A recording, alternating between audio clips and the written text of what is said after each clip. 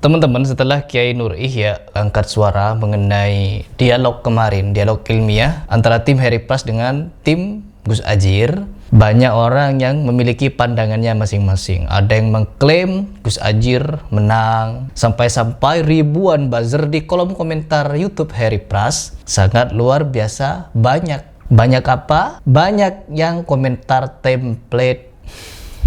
Dan komentar template-nya berbunyi apa, teman-teman? Puja-puji kepada Gus Adjir. Hanya dalam hitungan jam itu 10.000 komentar membanjiri, teman-teman.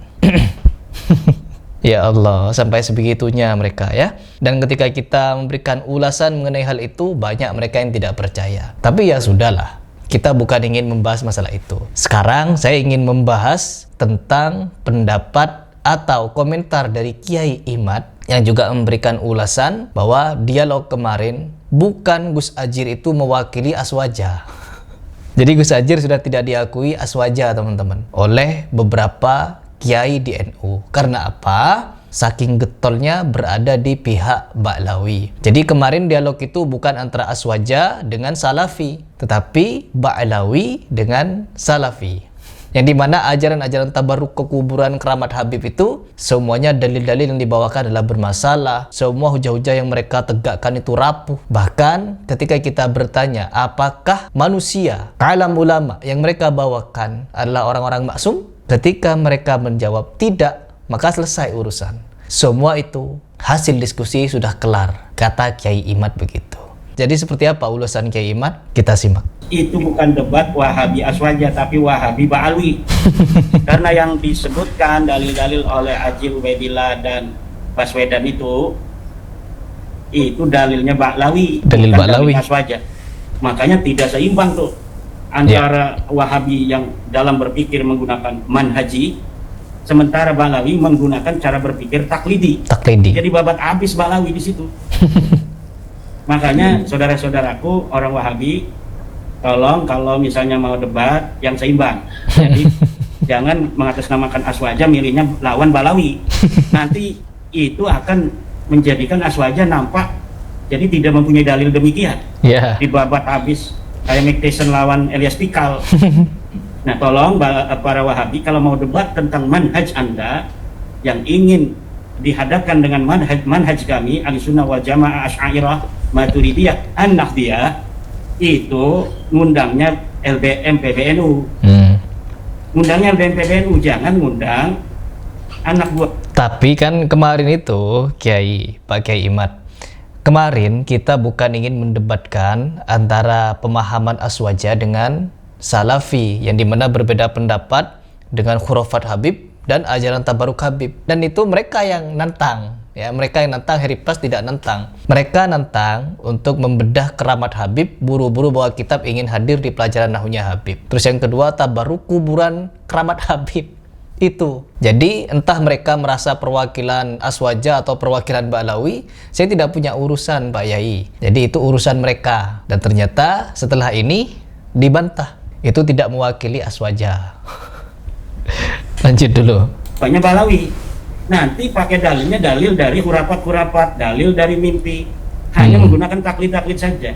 Nah, oleh karena itu kekalahan tadi, wahai para saudaraku Heri Pras, Ustadz Abu Zulkarnain, Abu Zakaria.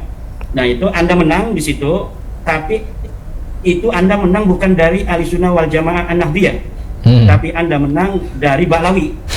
Karena Ba'lawi tidak punya konsep manhaji di dalam usul fikih.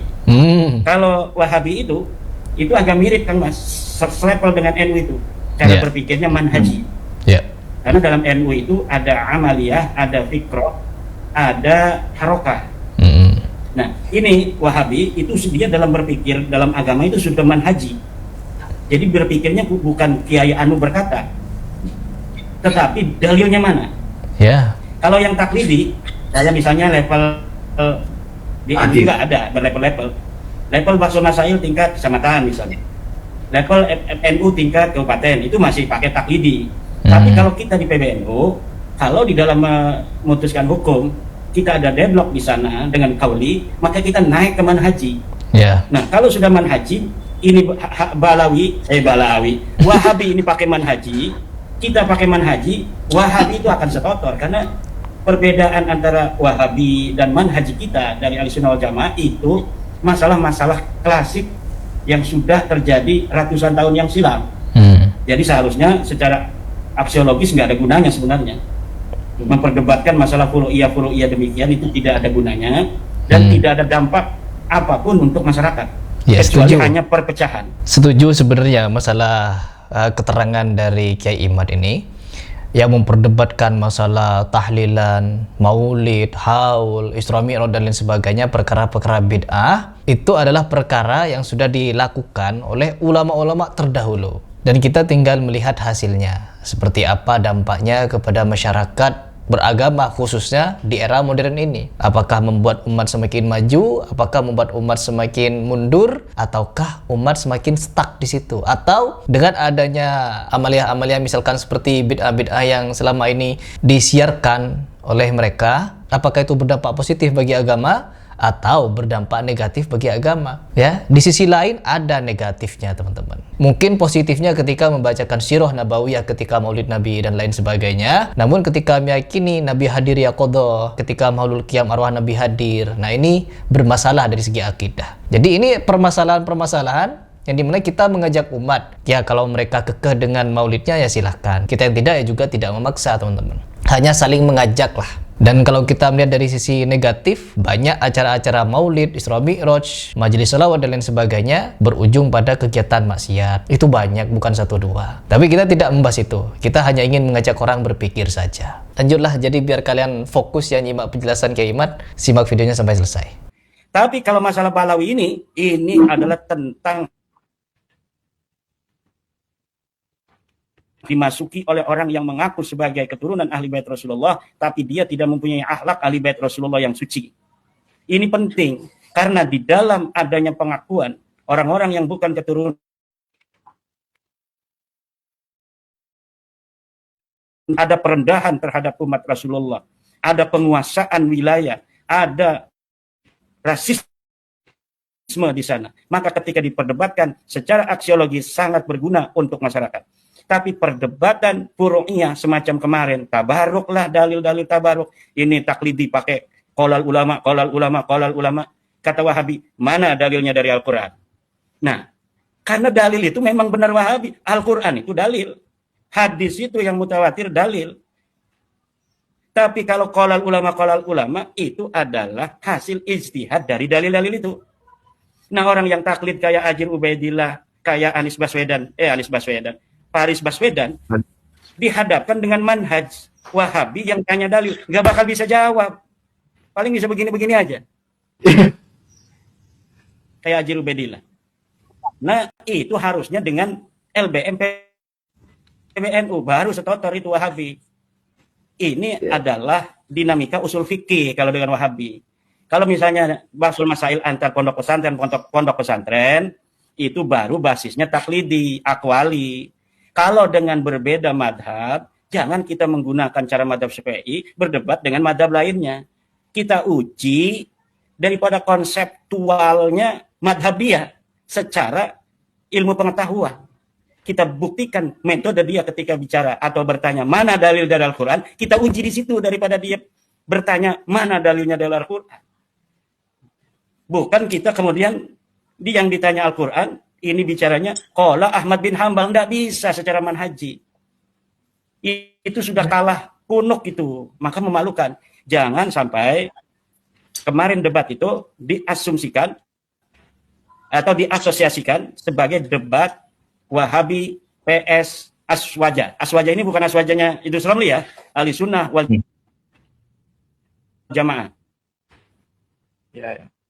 Di annal Baihaqi qala idza utliqa Ahlussunnati wal Jamaah wal muradu bihi al asy'ariyah wal maturidiyah wa idza dan sebagainya tidak mewakili Nahdlatul Ulama, karena Nahdlatul Ulama memiliki prinsip yang berbeda dengan Balawi. Dalam bertasawuf berbeda, kita pakainya Syaikhul Qadir Jailani, Al-Ghazali, Junaid Al-Baghdadi, dia pakainya Shahib Mirbat, pakai Muqaddam. Kita mengatakan makro, madhab 4 mengatakan makro, itu ngusap-ngusap kuburan. Mereka jadi kebiasaan mereka kalau ziarah kubur, nyium-nyium mata, nyium-nyium batu hitam, menghias-hias kuburan.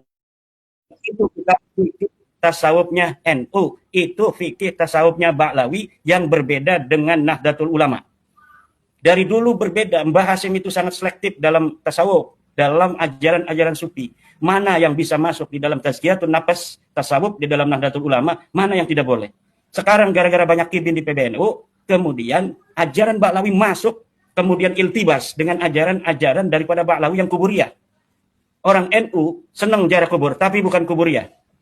Orang NU itu mendoakan kepada yang mati, tadzkirun lil maut, yaitu mengingat yang lainnya. Maka kita dan diri kita, agar kita kapanpun itu datang, kita sudah siap dengan iman dan Islam. Dan kalau Ba'lawi dalam berziarah, kita lihat saja, bawa-bawa rebana. Pernah nggak ada Kiai Lirboyo? Pernah nggak kiai-kiai dari Sidogiri ziarah ke Mbah Sulaiman pakai ketimpring? Nggak ada. Pernah nggak lihat itu para cucu-cucu Sultan Banten ketika ziarah ke Sultan Banten bawa-bawa ketimpring, kemudian begini-begini nih, apa nih namanya nih, jongkok-jongkok kayak orang Yahudi begitu di dalam kuburan, di sekitar area kuburan.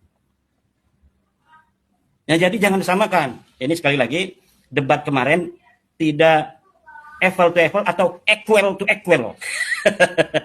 Nggak seimbang, Kang Mas. Yang ini manhaji, yang ini taklidi. Nggak seimbang. Jadinya habis itu kayak Mike Tyson dengan Elias Pikal. Walaupun Elias Pikal itu jago, tapi jagonya kelas bantam junior. Kalau Mike Tyson itu kelasnya kelas berat.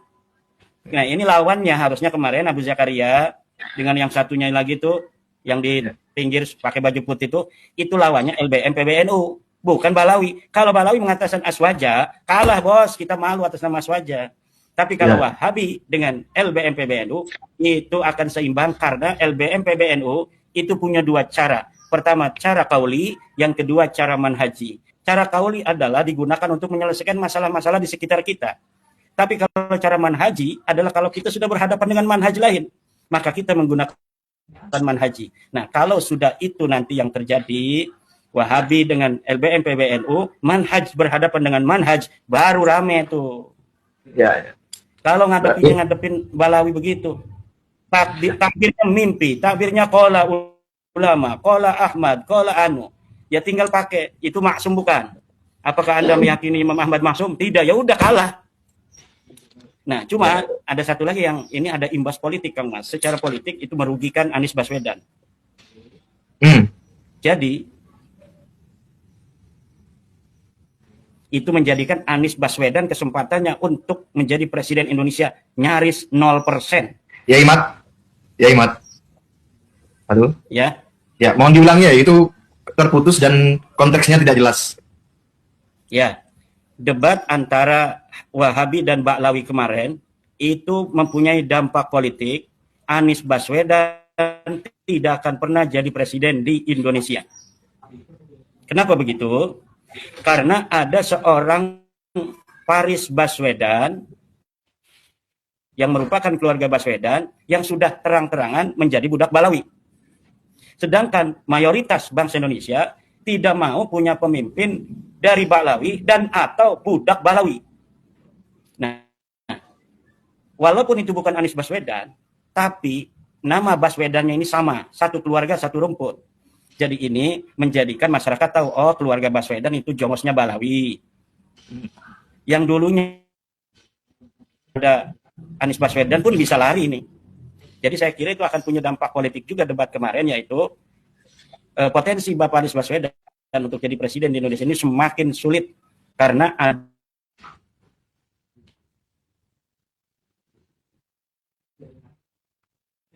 adanya penampakan dari keluarga Baswedan. Kang Mas? Ya, Imat. Halo, halo. Tadi bisa didengar nggak? Enggak bisa didengar.